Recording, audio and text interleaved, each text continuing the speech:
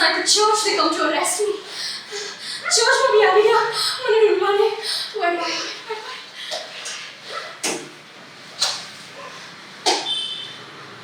In the sacristy. Where is the sacristy? Is it on this side? Is it on that side? There are the other two. Damn it, they've cornered me. The confessional. I'll hide in the confessional.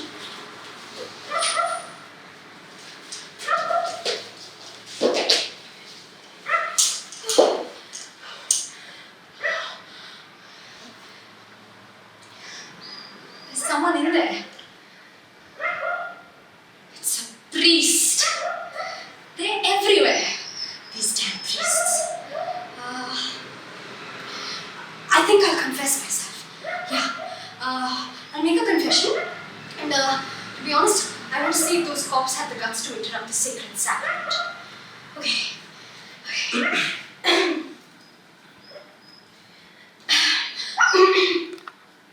Excuse me? Father, excuse me? मैंने confession का मुझे excuse me, Father. I'm here to make a confession and if possible in a hurry. It's not possible? You can't keep your eyes open? Now, this is ridiculous, Father. I have not heard this before. A priest who says he needs to step out for a cup of chai before hearing a confession. No. You hear me first. Father, it is my sacred right to be confessed. Article 25 of the Constitution of India says that every individual has the right to profess, practice and propagate the religion of their choice. Therefore, Father, I am exercising my right given to me by the Constitution of India and you have to hear my confession right now. If you walk out of there, I will make such a scene. Sit down. Sit. Listen, Father. I promise, after you hear me out, I will treat you to a delicious cup of chai and doclas and fafras with imli. Okay? Please. Okay. Yeah, promise. You know, the thing is, I'm actually having a burst of faith and I feel like I'm about to explode. So before I do that, just hear me. Okay? Huh? Yeah. I'm ready. Last time I confessed. Of course I believe. Why else would I be here making a confession? How dare you, Father? I'm thinking. 20 years ago. The last time I confessed was exactly 20 years ago. My wedding day. In church, yes. It was a wonderful ceremony. To be honest though, I didn't want to get married at the church. I only did it to please his mother because she really believes. I didn't know, I also believe, but I'm also a communist, you see. Yeah, one is not able to say that one has been too faithful. 20 years without confessing, I confess, is serious, very serious. But here I am now. Think about it, 20 years later, but I'm here today. So just please, let's get on with it, Father. Okay? Yes, I'm ready and I'm going to start. I solemnly swear to say the whole truth and... Sorry. Maaf kare to. Sorry, Father. Force of habit because it's what they make me say down at the Court of Sessions. Yeah. I've been to the Court of Sessions many times before. Aggravated assault on a public official. Accessory to a robbery. Not so hot as an accessory if you ask me, huh? More like an impediment. Hey, I'm not a chronic criminal. What do you think of yourself? I just do it every now and then to keep my spirits up. Certainly I have a family. A husband and a son. No, they don't steal. I live away from home. Kai bhi baaju, koi baar yahan rahu chu, koi baar bahar rahu chu. I don't have a fixed residence. I know that as a mother and as a wife, I haven't been this great model of virtue. But if I am this freak that you see in front of you today, it's precisely because I was too much that model of virtue at one point in time. Father, for my son, I could give even my blood to be near him, to be able to bring him up. Khabar chhe? मैं मारू job छोड़ी करूँ for him, and I was really good at this job. I was head of my section and a union member. But he was born, and I decided that I'm going to bring him up like he's baby Jesus. And to me, it seemed that I was the Virgin Mary, and my husband was Saint Joseph, the ox and ass, all rolled into one. It was this little joke that we played. But then he grew up. He went to school and jumped right into the middle of all this dirty politics. Then he went to college and got busy with the occupations and the fights with the police. This one time, he came home wounded, all covered in blood. I swooned in terror, Father. I thought I would die looking at him. And since then, every time he was, let's say, a little late, or I heard an ambulance siren outside, I'd say, I'd scream. You don't know what it is like to be a mother. A mother of a student revolutionary. And then, back home, my son would fight with us about everything. Father, my husband and I, we are devoted members of the Communist Party. The nicest words he could say to us: revisionists, social democrats, opportunists. I tell him, where are you going now? And he'd say, out with the comrades. And I'd say, son, aren't your father and I your comrades? And he'd say, no, you are the family. And he would taunt me with that word family as if he was throwing a bag of fafdas on my face. And I said, no, son, it is you guys who are not comrades. You are hoodlums. You are juvenile delinquents, cowards you are. And he'd say, no, ma, it is you guys who are the cowards because you kissed the asses of the social democrats. And out he'd go. I was really desperate. So I decided I'm going to go to all those student riots. Because I just couldn't do it. I couldn't sit at home waiting for them to deposit my son to my doorstep. Beautiful, but dead. So I said, I will march with them. So sometimes I march 10 steps behind them, always keeping my eye on him without missing. Fortunately though, to shout the slogans that I had to shout the slogans they shouted in order to be part of those riots. And when they were shouting in favor of the Maoists, I really didn't give a shit. When I had to scream at the top of my lungs against my Communist Party,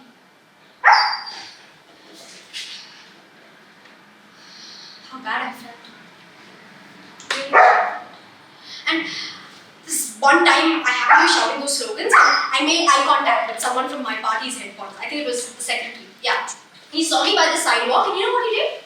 Immediately signed himself with the sign of the hammer and the sickle. And then threw me out of the party just like that. No questions asked. All for the love of my son. How it has betrayed me, this love. How it has betrayed me. Don't fall in love, Father. Believe me. Anyway, yeah, so I used to go for those rides. This one time I got advance notice of the demonstrations. There was one fellow and I asked him, Bhai, Suhaji, and he said, it will be a peaceful demonstration. So I dressed for peaceful. Heels that were this high, my favorite sari, flowers in my hair, bindi on my forehead. A police attack like you haven't seen in 100 years. They were all after us. The police, the army and the security guards and God knows who all. And it was a real chase from one end of the city to the other. Pretty sure I've covered close to 20 kilometers that day, all running. But I escaped. But I didn't feel good. I felt, came samjhao, father. I felt, firstly I was sweaty from all the running. Then my heart was thumping out of my chest. I felt like my ovaries are hard-boiled. Don't talk like that. Don't. I want to see you running in high heels, father. Then we'll talk, okay? Anyway, I'm going to go back to my story. So, the day of the attack, smoke everywhere. People throwing hand grenades, Molotov cocktails, and suddenly I just couldn't see my son anymore. I screamed, "Dikra, kache, mummy paase aavi ja," and all those sons of other mothers answered me. But I do remember at this one point, a couple of streets away from MG Road, I saw him, and he was in the hands of a cop, and the cop had his belt and he was whipping it against my son's pale face. And then because of the smoke, I couldn't see them anymore. So I whizzed past that street. I didn't care about them throwing hand grenades in my face. I went and I grabbed that cop by his helmet, and with my teeth, I attached myself to his ear. I swear, father, I would have chewed it up. I would have bitten it off had his pals not come to take me off of him. I know it is bad manners. I know you're not supposed to do that, father, but it was for my son. I did it to save my son. Do you understand that? Father, I made him. I made all of him. I made his 2 eyes, his 10 fingers, his little mouth full of teeth, and that cop was going to bash it all up in 5 seconds. What did you expect me to do then? So, my son was able to escape, yeah. Me, not so much. I was beaten up really badly and put to jail. I was given a trial to end all trials. Such a fuss they made about that deal. Like, the judge with the horrible voice tells me, "Chokri, tu ek Gujarat na kaan par attack kar. You have attacked the ear of the state." Ridiculous. But it was my first time in jail. And I felt humiliated and just terrible. And all of this for the love of my son. It has betrayed me. This love has betrayed me. My marriage. You can call it a marriage. Yeah, I definitely loved him before we got married. No, I loved him afterwards also. But once we set up housekeeping, our ideological differences, they just hit the roof. Yes, I did not agree with my husband's moral, social and political behavior. And you know why that was? It was because I, just like him, worked for 8 hours a day, but with one substantial difference. When we came back home, I would continue to work for another 80. Kapra dho, vasan dho, jharu pocha lagao, and he would sit on his armchair and turn on 6:15 TV entertainment Tarak Mehta Ka Ulta Chashma. And I said, "Hey, Vandro, kai kaam kar. Mane help kar. Jara tu kai to kar yaar. Khodi usko 3,000 mein baitha rahi hai." Nothing. He would ignore me and just pretend like I wasn't even there. And I had lost it. I said, I cannot live with this man anymore. And unfortunately though, a couple of years into marriage, I found out that somehow he has developed asthma. Asthma attack from cussing out the saints. And he'd dry up completely like a codfish. He would stop breathing. He'd just go... And obviously, I was not going to let that happen. I had to stop him somehow. And I would have said anything to calm him down. I said, "Okay, Jan, sorry, main nahi ladu. I promise I will never fight with you. I love you and I'm going to stay here all my life. I'm going to take care of you. We're going to be fine. I promise. Please calm down. Please calm down." As soon as I calmed him down, his attack was over. I I was stuck again in the same place. I was stuck with a man who didn't have half the testicles to stand up for his family and who couldn't even satisfy me. How is this profanity, Father? Listen, I have heard you say it. God loves us, doesn't he? So I'm pretty sure God gives a shit about my libido. A couple of years after that, I found out that I was pregnant. No, that's the funny part. I didn't think of this son with disgrace. I wanted to be pregnant, Father. It was part of my 5-year plan. 9 months of puking, always in bed for the fear of losing it. And I'd say to myself in a burst of inspiration between vomits, this son is going to change your entire life. And I tell myself, what are these women without children? Not women, only female. What an asshole I was. Oh, bad language, sorry, maaf kar do. Sorry, Father. Okay, I will not use those words again, I promise. Fine. You want to come to my sins? That's your favorite part? Let's move on to my sins. But the thing is, if I didn't give you the preamble, you would completely misunderstand me. So I had to. But you're right. Let's forget all of those stories and skip to 2 years ago. I find out that my son takes drugs. Hard or soft, I don't care. For me, it is enough to hear the word drugs to give myself a nervous breakdown.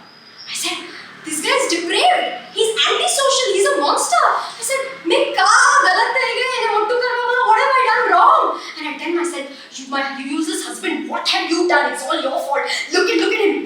This is because you didn't control him. And his reaction to that would be, I lost it. And I said, I'm going to kill you. I told him I'm going to kill him. And he said, calm down, ma. Heroin that kills is one thing. Put a joint every now and then is not a big deal. I said, shut up. Drugs are an ideological choice. Either stop taking drugs or get out of my house. You, your filthy street gang, and your little horse. So कही थी तुम मम्मा? तुम्हें मेरा friends ने insult करी क्या हो? मैं घर छोड़ने जाऊँ शू. I said, कहाँ जा सकते? जा. तुम्हारी हिम्मत से तो जा. नानी ना जा सकते? जा. I said, no, not Nani's house. I'm leaving home for good. I stoned. I couldn't budge an inch. But somehow I controlled myself and I said, okay, fine. जा. मैंने जोर से तो कितना दिवस मारा सी दूर रहे से. 1 week maximum. Then you'll come back to your mom. 1 month passes. No news of him. I lost it. I freaked out. I searched for him everywhere. In occupied schools, in occupied buildings. But those idiots, his friends, his gang members refused to tell me anything about him. Because I was the mother, right? The symbol of repression, so I got total silence. And I said, these guys refuse to talk to me? I'm going to become one of them. I'm going to take them. And I said, I'm going to become just like them. I'm going to become a freak. And a freak, Father. Freaks are little girls and boys. They drink a little, they smoke a little. They don't work for a living. I think they have a nice life, actually. So, but then I realized that I'm maybe too old to be a freak. They were all much younger than me. So I said, fine, I'll become a gypsy, because gypsies have no age. So then I went to one of these flea markets, where you get second-hand clothes and strange pieces of jewelry.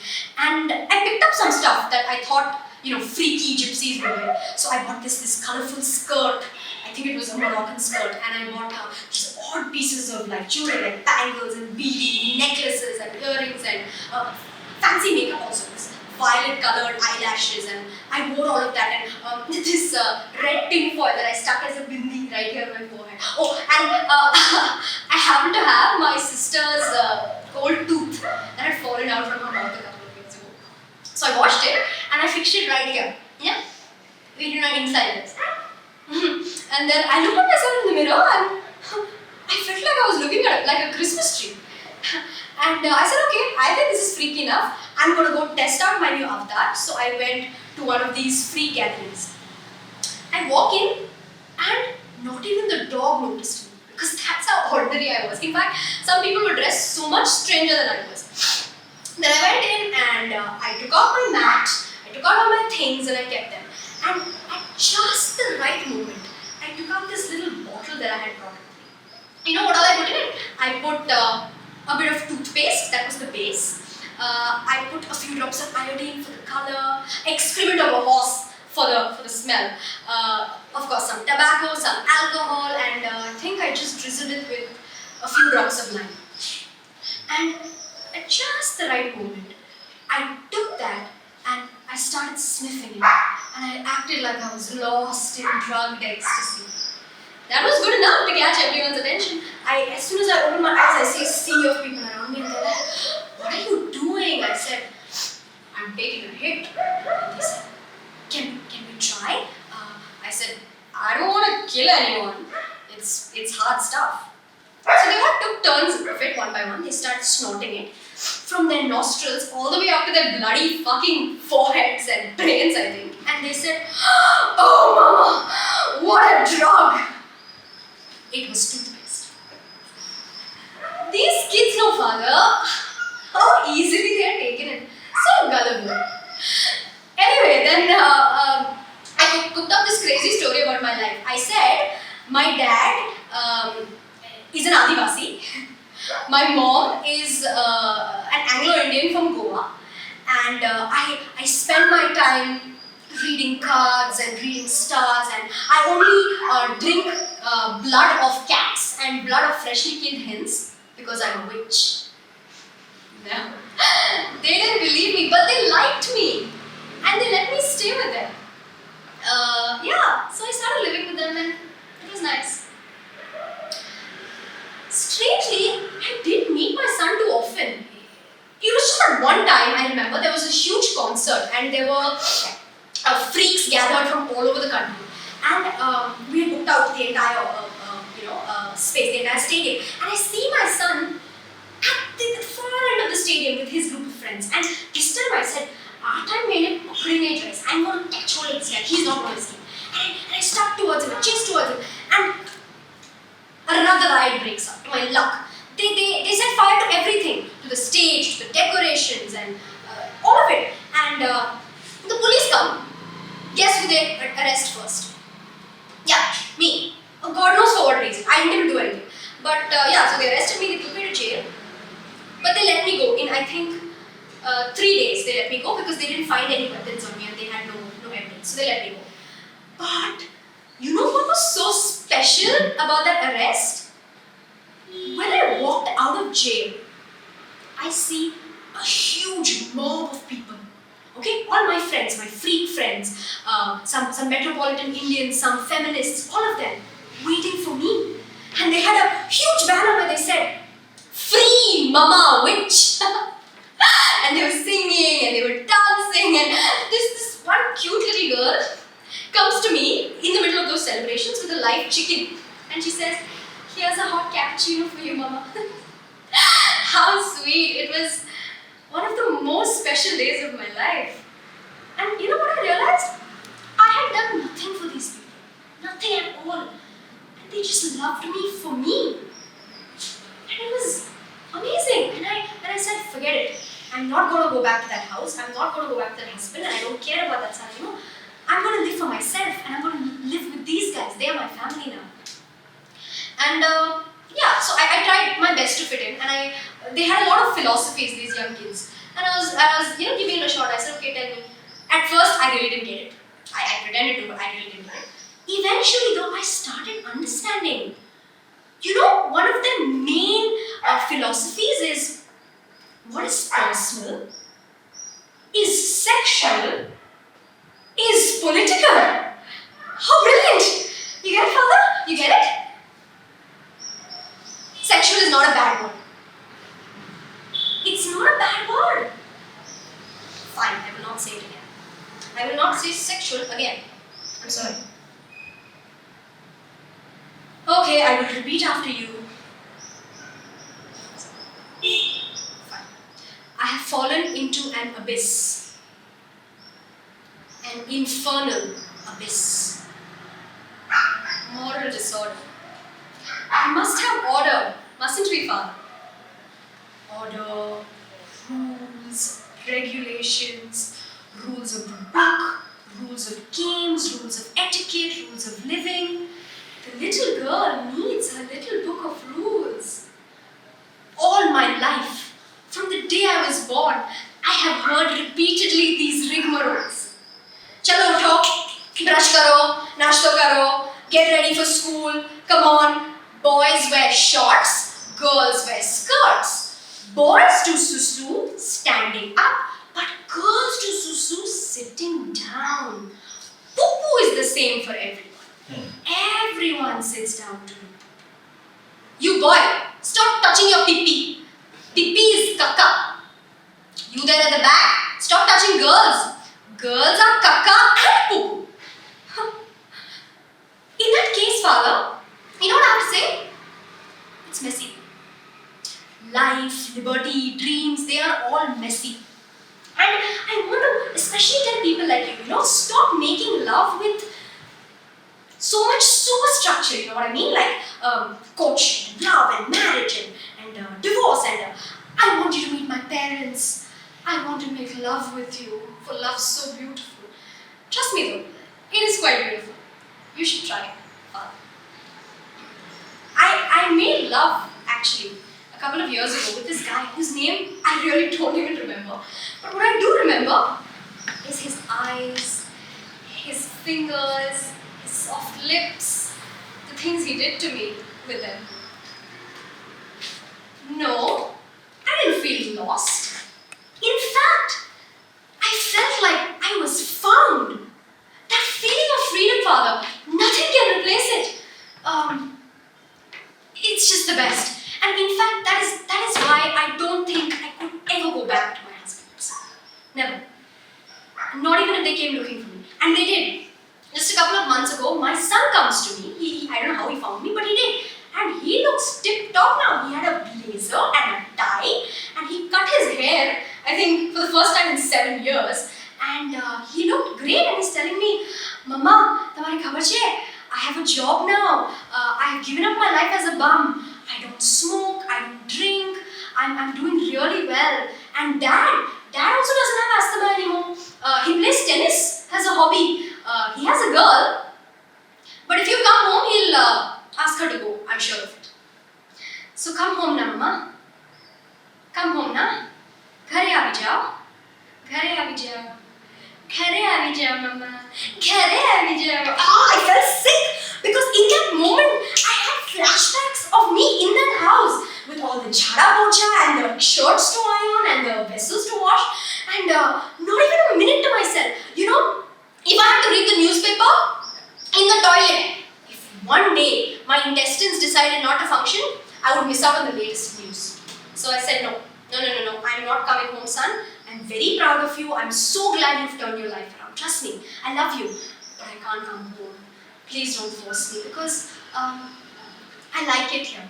And he said, aren't you ashamed of yourself? You live like a bum. What is wrong with you? Please come home. I said, okay, sorry, you're right.